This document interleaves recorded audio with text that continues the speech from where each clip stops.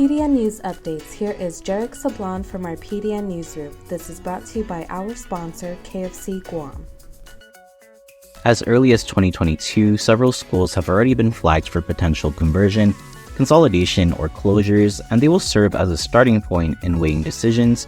Education Superintendent Eric Swanson told senators during Tuesday's oversight hearing on education.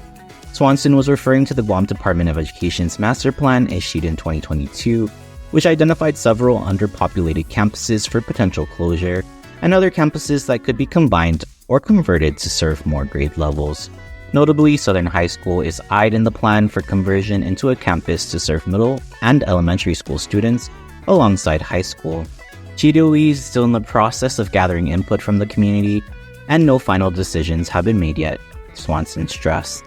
Populations have shifted since the plan was issued in 2022, the superintendent said, and physical enrollment will be the driving factor in which schools stay open and which don't. The whole point of the military buildup is deterrence. That was one of the main points made by former Deputy Inspector General for Iraq Reconstruction, Ginger Cruz, during a speech Tuesday before the Rotary Club of Tumon Bay. The reason that everything is getting ramped up, everything is getting strengthened, is precisely so that we deter anybody from thinking about an attack, Cruz said. She was invited to speak by the local business group about the potential threat of China and North Korea, and the US response in planning a multi-billion-dollar missile defense system for Guam. Several agencies impacted by Attorney General Douglas Moylan's withdrawal from representing government of Guam agencies will be submitting arguments to the Supreme Court of Guam as it weighs whether Moylan's decision was proper. These will include the Port Authority of Guam, Guam Power Authority, Guam Waterworks Authority, Consolidated Commission on Utilities, and the Guam Memorial Hospital Authority, which will be filing amicus curiae briefs on the question now before the High Court. These organizations are no longer represented by the Office of the Attorney General. They are also under investigation by the AG's office. Chief Justice Robert Torres on Tuesday approved the agency's request to file the briefs. A number of residents on Tuesday voiced their opposition to plans to demolish and rebuild the Guam National Wildlife Refuge Retinian Unit along the coastline in northern Guam. Among them, during a hearing at the legislature, were descendants of former Retinian landowners who still want their property back over 60 years after they were condemned by the military. Several buildings making up the refuge facility at Retinian are inside the surface danger zone for the military soon to activate live fire training range complex. Up to 6.7 million rounds will be fired at the range each year. Refuge structures will have to be demolished and placed elsewhere within the refuge, which is home to critical habitat for the Mariana fruit bat, as well as ancient cultural sites and artifacts.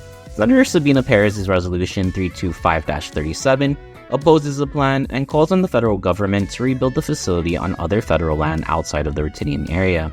If passed, the resolution would serve as an official opposition from the Guam legislature to current plans. The Government Council with oversight of charter schools on Tuesday approved the renewal of Guam Academy Charter School's charter status until 2030. The Guam Academy Charter School Council's vote was 5-0. Guam Academy is the first charter school on Guam approved in 2010 and opened in 2013 with 490 students. It has now reached its capacity of 765 enrolled students. GAX is the only charter school on Guam providing education from kindergarten to 12th grade. Guam's newly picked 110-member delegation to the 2024 Festival of the Pacific Arts and Culture has been finalized, without the spiritual healer that community members earlier asked the Council on the Arts and Humanities Agency to remove from the original list. The CAHA Board of Directors, led by Chair Monica Guzman on Tuesday, voted to approve the new list of cultural artists to represent Guam in the June 6 to 16 FestPac in Honolulu. Hawaii organizers granted the request to increase Guam's FestPac delegation from the initial 100 to 110.